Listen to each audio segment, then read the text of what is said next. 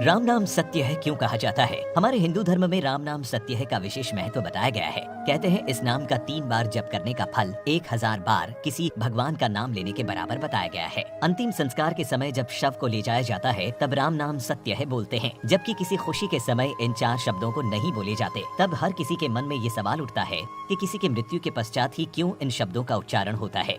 तो आइए इसे समझते हैं। जब अंतिम संस्कार के लिए ले जाते समय राम का नाम लिया जाता है, ये शब्द जिसकी मृत्यु हो गई है उसके शव के साथ चल रहे सब रिश्तेदार और परिजनों को ये ज्ञात करवाना होता है कि जब किसी की मृत्यु होती है तब वो कुछ अपने साथ नहीं ले जाता। व्यक्ति अकेला आता है और अकेला ही जाता है। शरीर नश्वर है और आत्मा इस जीवन चक्र से मुक्त होकर संसार की मोह बंधन से मुक्त हो गई है। तो अब इस मृत शरीर का कोई अर्थ नहीं है और केवल एक राम का नाम ही है जो सत्य है। इस राम नाम के जप से ये एहसास होता है कि वो व्यक्ति इस संसार से चला गया है। जब व्यक्ति चला जाता है तब उसके स्नेही जन बहुत दुखी होते हैं। इस अटल मृत्यु की वेदना को वो सहन नहीं कर पाते। उस समय जब इस राम नाम का जाप करने से उनको उस दुख को सहने की शक्ति मिलती है। उनकी ये वेदना कम होकर उन्हें मानसिक शांति मिलती है। जब घर के किसी बुजुर्ग की मृत्यु होती है तब घर के सारे उनके रिश्तेदार पैसों के बंटवारे के पीछे लग जाते हैं और फिर संबंधों में कड़वाहट हो जाती है। वो ये नहीं समझ पाते कि ये सब लोभ और मोह की माया है। कभी न कभी उनकी भी मृत्यु होगी। जो जैसा कर्म करता है उसे भोगना पड़ता है, अर्थात उसका अगला जन्म उसी के आधार पर निश्चित किया जाता है। पर इस संसार रूपी माया को कोई नहीं समझ पाता।